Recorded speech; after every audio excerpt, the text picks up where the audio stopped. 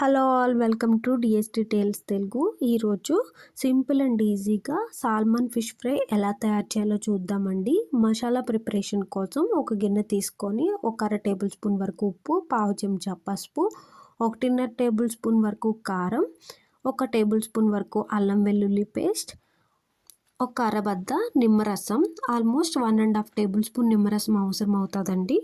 అలాగే ఒక అర చెంచా ఆయిల్ కూడా వేసుకోవాలండి. తర్వాత ఒక పావు చెంచా గరం మసాలా, ఒక అర చెంచా ధనియాల పౌడర్ వేసుకొని ఇవన్నీ కూడా బాగా మిక్స్ చేసుకోవాలండి.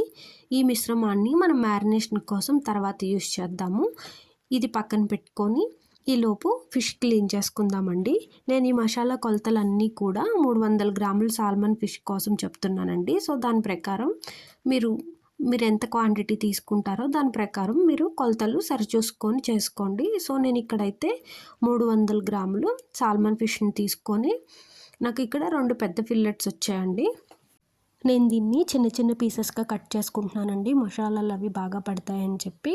లేదంటే ఒక పీస్ని 2 పీసెస్ కింద కూడా కట్ చేసుకోవచ్చండి. సాల్మన్ ఫిష్ని తీసుకోవడం వల్ల చాలా మంచి హెల్త్ బెనిఫిట్స్ అయితే ఉన్నాయండి. ఇందులో ఒమేగా 3 ఫ్యాటీ యాసిడ్స్ ఉండటం వల్ల హార్ట్ హెల్త్కి చాలా మంచిదండి. అలాగే బ్లడ్ ప్రెషర్ని తగ్గిస్తుంది, కొలెస్ట్రాల్ని కూడా రెడ్యూస్ చేస్తూ ఉంటుంది. అలాగే బ్రెయిన్ డెవలప్మెంట్కి చాలా బాగా పనిచేస్తుందండి సాల్మన్ అనేది. ప్రెగ్నెంట్ లేడీస్, చిన్నపిల్లలు కూడా దీన్ని మితంగా తినడం వల్ల బేబీ యొక్క బ్రెయిన్ డెవలప్మెంట్ అనేది చాలా బాగుంటుందండి. ప్రోటీన్ రిచ్ ఫుడ్ అవ్వడం వల్ల ఎముకల దృఢత్వంలో కూడా మన బాడీకి ఇది హెల్ప్ చేస్తుందండి. అట్లాగే వెయిట్ లాస్ అవ్వాలనుకునే వాళ్ళు కూడా దీన్ని హ్యాపీగా డైట్లో యాడ్ చేసుకోవచ్చండి. ఈ చేపకి అయితే కనుక పులుసు ఉందండి, అది నేను క్లీన్ చేసేస్తున్నాను. చేత్తో ఈజీగానే వచ్చేస్తుంది. అట్ ద సేమ్ టైం చాలా జాగ్రత్తగా క్లీన్ చేయాలండి. ఎందుకంటే అది పులుసు తీసేటప్పుడు స్కిన్ కూడా ఊడొచ్చేస్తుంది. ఆ స్కిన్ అనేది మనకి చాలా ఇంపార్టెంట్ ఈ ఫ్రైకి. సో ఇప్పుడు నేను కొంచెం పసుపు, ఉప్పు వేసుకొని బాగా వాష్ చేసుకుంటున్నానండి. చల్లనీళ్ళతో ఇలా 3 నుంచి 4 సార్లు ఈ చేప ముక్కల్ని బాగా వాష్ చేసుకోవాలండి. ఇట్లా వాష్ చేసుకున్నాక వాటర్ ఏమీ లేకుండా మొత్తం కూడా వాటర్ని డ్రైన్ చేసుకొని చేప ముక్కల్ని సపరేట్ చేసుకోవాలి. ఈ చేప కాస్ట్ అయితే నేను ఇక్కడ 320 గ్రామ్స్ గాను నాకు 4 పౌండ్స్ పడ్డదండి. సో యూకేలో.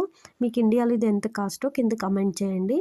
తర్వాత మనం ప్రిపేర్ చేసుకున్నటువంటి మసాలాలను తీసుకొని ఈ మసాలా అంతటిని కూడా అన్ని ముక్కలకి బాగా కోట్ చేసుకోవాలండి. ఇట్లా 3 నుంచి 4 నిమిషాలు బాగా కోట్ చేసుకోండి. ఇట్లా కోట్ చేసుకోవడం వల్ల ముక్క లోపలికి మసాలా అనేది బాగా ఇంకి చప్పదనం లేకుండా ఉంటుందండి.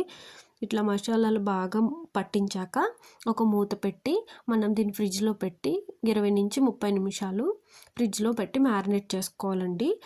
20 నుంచి 30 నిమిషాల తర్వాత మనం ఫ్రిడ్జ్లోంచి దీన్ని తీసి ఫ్రై చేసుకోవడమేనండి. స్టవ్ మీద ఒక కడాయి పెట్టుకొని 1 టేబుల్ స్పూన్ ఆయిల్ సరిపోతుందండి. పాన్కి 1 టేబుల్ స్పూన్ ఆయిల్ వేసాక ఆయిల్ బాగా హీట్ అయ్యాక మ్యారినేట్ చేసుకున్నటువంటి చేప ముక్కల్ని ఒక్కొక్కటిగా యాడ్ చేయండి ప్యాన్లోకి.